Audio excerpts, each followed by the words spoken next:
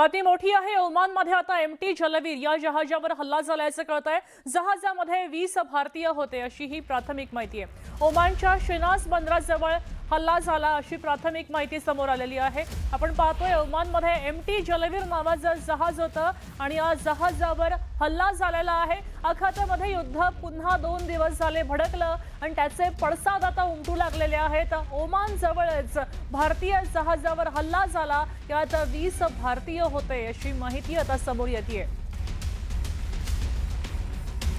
आपण पाहतोय की आता ओमान जवळ एमटी जलवीर हे जहाज होतं, मालवाहू तेलवाहू जहाज होतं आणि या जहाजावर हल्ला झालेला आहे। नेमका कुणाकडनं हल्ला झाला हे अजून स्पष्ट झालेलं नसलं तर या जहाजाची दूरवरून काढलेली दृश्य आपण पाहू शकतोय।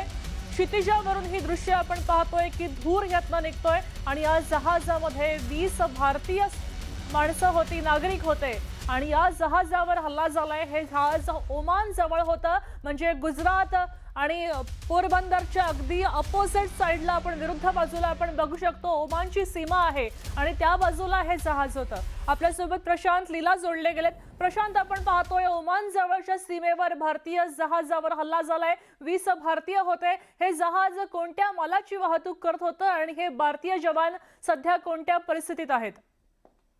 महत्वाचं म्हणजे जर बघितला तर सध्याच्या पद्धतीनं इराण आणि अमेरिकेमध्ये युद्ध सुरू आहे। या सगळ्या पार्श्वभूमीवरती ही अत्यंत मोठी बातमी पुढे आलेली आहे की ओमानच्या जहाजात एमटी जलवीर नावाचं जे आपलं जहाज होतं त्यावरती अटॅक करण्यात आलेला, हल्ला करण्यात आलेला आहे। त्यामध्ये ओमानच्या शिनास बंदरगाहच्या जवळ ही हल्ला झाल्याची माहिती पुढे आली आहे।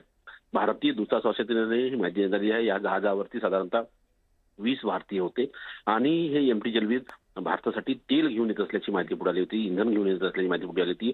यामध्ये 20 भारतीय जवान आहेत। सध्या ओमानच्या शिनास बंदरावर हल्ले झाल्याची माहिती आहे आणि महत्वाचं म्हणजे सध्या जे भारतीय दूतावास स्पष्ट आहे की 20 जवान सुरक्षित आहेत, 20 जण सुरक्षित आहे। त्यांना भारतात आणण्याकरता युद्ध स्तरावरती प्रयत्न सुरू झालेले आहेत आणि त्यांना सुरक्षित दुसऱ्या ठिकाणी कसं हलवता येईल यासाठी भारत सरकार आणि ओमान सरकारच्या माध्यमातून प्रयत्न केले जात असल्याची माहिती पुढे आलेली आहे। प्रशांत, हा हल्ला कोणत्या देशाकडनं झाला याबद्दलची काही माहिती मिळाली आहे का?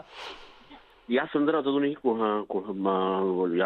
प्राथमिक स्तरावरती बोलणं योग्य होणार नाही, पण अमेरिका आणि इराकच्या दरम्यान जे युद्ध सुरू आहे त्यामध्ये या हल्ला झाल्याची माहिती पुढे आलेली आहे आणि महत्वाचं म्हणजे इराकच्या दिशेहून काही क्षेपणास्त्रे हे या जहाजाच्या दिशेने आले होते, त्यावर हल्ला झाल्याची माहिती पुढे आलेली आहे। नक्कीच धन्यवाद सविस्तर माहितीसाठी। आपण पाहतोय ओमान जवळच्या एमटी जलवीर या जहाजावर हल्ला झाला, 20 भारतीय होते, मात्र सध्या ते सुरक्षित आहेत असं कळतंय।